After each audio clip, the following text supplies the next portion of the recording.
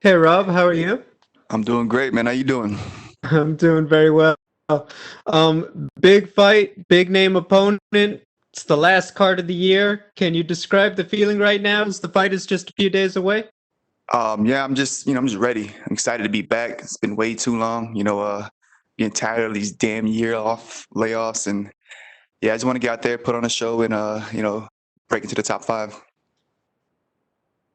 I want to go back a bit. They announced this fight pretty quick after he'd had that loss to Corey Sandhagen. Were you surprised by the fact that they offered his name so soon after his last fight? Yes and no. My manager and Coach Tyson kind of like hinted at it, but wasn't like something that we were going after. I figured I'll get somebody closer to my ranking, but they threw his name. He gave me the call. I said yes, and now we're here. But definitely a little surprised at first. Do you expect him to fight a little differently than usual because he feels he has something to prove after that disappointing loss? Um, you know, we'll see. I know. I'm expecting him to kind of come together and try to like wrestle a little more, not necessarily strike as much as usually does, but we'll see. I know fighters coming off a loss, they're usually hungry. They usually change something up, but he switched camps. He's kind of on a skid right now, so that's kind of in my favor, and hopefully he doesn't change anything. I just put him away early. I saw an interview you did where you said that you just didn't take advantage of some of those breakthrough opportunities in the past, like with Rafael Assunção. Can you talk about what you've done differently so that mentally and everything you are ready this time around with a big fight like Marlon? With the like those opportunities, I think I was trying to be perfect and trying to do like everything by the book. I guess I'm gonna go out there and just have fun, do what I do, and look for the knockout as anywhere I see finish anything. Just get in there and try to put this guy away. Before I was trying to be too perfect and wasn't like taking as much risk as I should have. And now I'm just gonna go out there and just have fun and just take as many risks as possible. Finally, just how do you feel you match up stylistically with Marlon and how the fight's going to play out? Yeah, I think my reach, my footwork, and my movement is going to be a lot for him to deal with. At the same time, I want to push forward, get him tired, and look for that finish in the second round. Thank you, Rob. Appreciate it. We'll take our next set of questions from Nolan King with USA Today. Hey Rob, appreciate the time, man. I just want to go back to the injury that you talked about.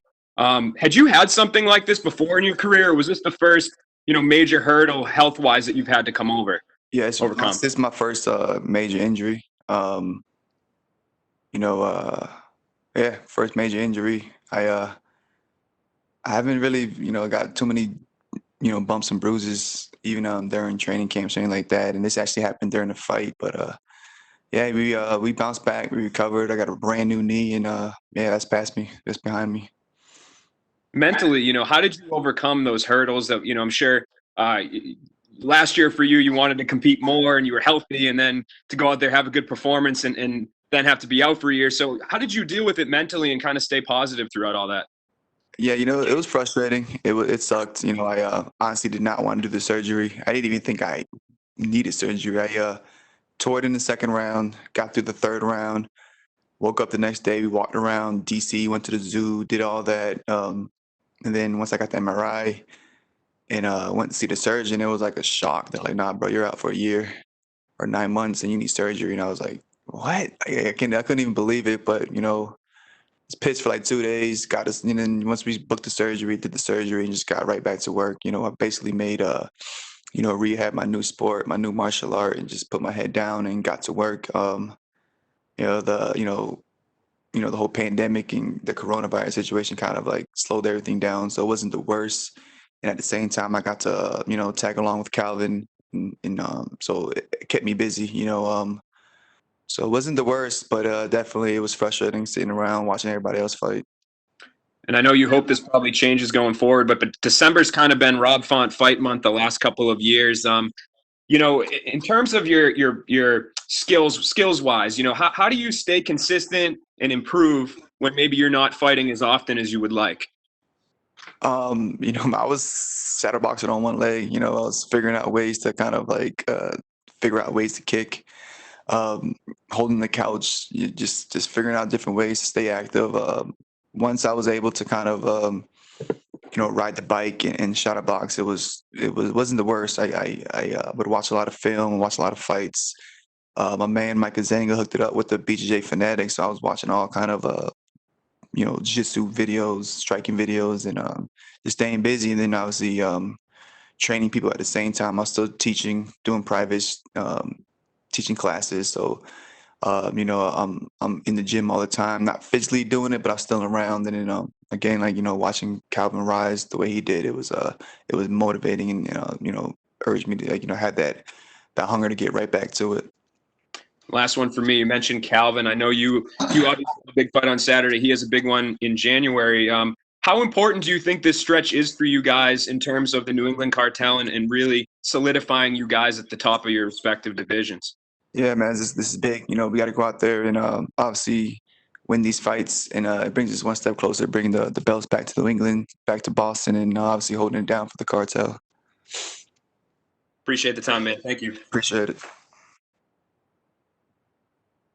We'll take our next set of questions from Damon Martin with MMA Fighting. Hey, Rob, you mentioned, of course, coming back from the injury, the last thing you want to deal with is that kind of time off. But when you get a name like Marlon Moraes, former title contender, top 5 or maybe top 3, I'm not sure where he's ranked in the division. Do you feel like that's almost like the ultimate present? Like you come back and you get a big fight like this, like it's almost not that it's worth it to be off, but like it's like the ultimate present to come back to this fight. Yeah, man, an early Christmas gift. Again, it puts me right back in the mix. Regardless of who I fight after this is going to be a big fight. Once I get this knockout, whoever I fight after this is going to be a huge fight. So I just got to go out there and, again, put this guy away in impressive fashion. This is obviously mixed martial arts, but I don't think it's any giant secret that both you and Marlon like to strike. Is there any part of you that, enjoys that part of the matchup, matching your striking against his striking? Because, again, that's kind of like one of those tests. When you look at a guy like Marlon, if you can beat him on the feet, that says a lot, right? Yeah, definitely. I'm always trying to prove and see where I'm at on the striking. But again, it's mixed martial arts. So if he leaves something out there as far as like a neck or his arm, I'm going to jump on it. I'm going to take it. Any opportunity I get, I'm going to take and then make him pay for any mistakes he actually delivers. If there's been a criticism or maybe a common theme with Marlon from some of his opponents, it's that he is a very, very fast starter, but maybe not as much for the longevity later in the fight.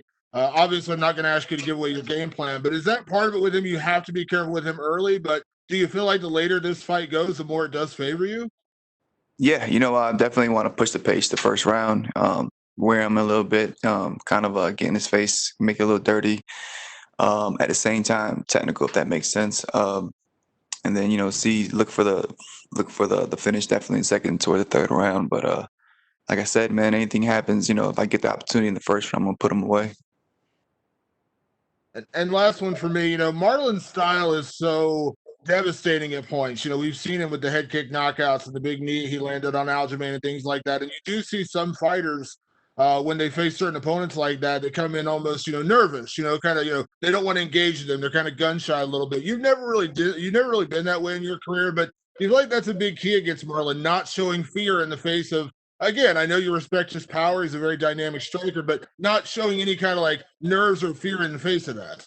Yeah, no, that's huge. You got to go in there and fight everybody the same way and just have kind of that fuck it attitude and just go in there and just get your hand raised at whatever you have to do.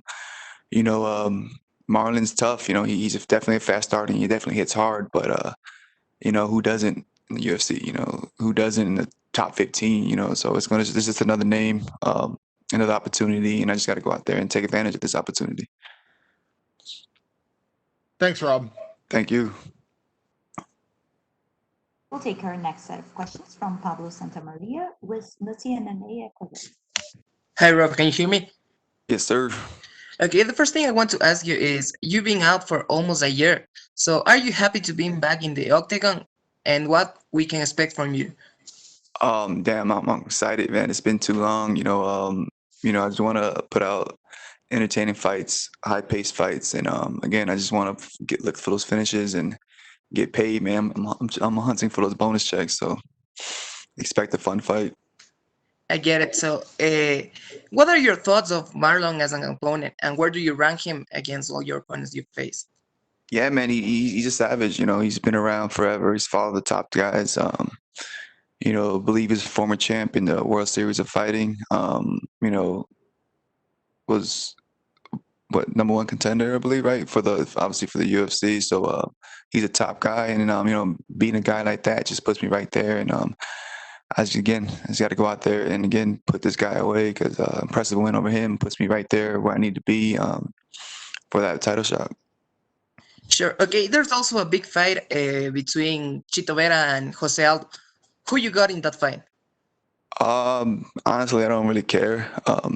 It's Chito Vera, man. Come on, man. Like in Jose Aldo, so it's gonna be an entertaining fight. I know that, but I'm not worried about that. I'm not even sure what their rankings are right now, but whatever fight gets me closer to the belt, that's the fight I want next after this one.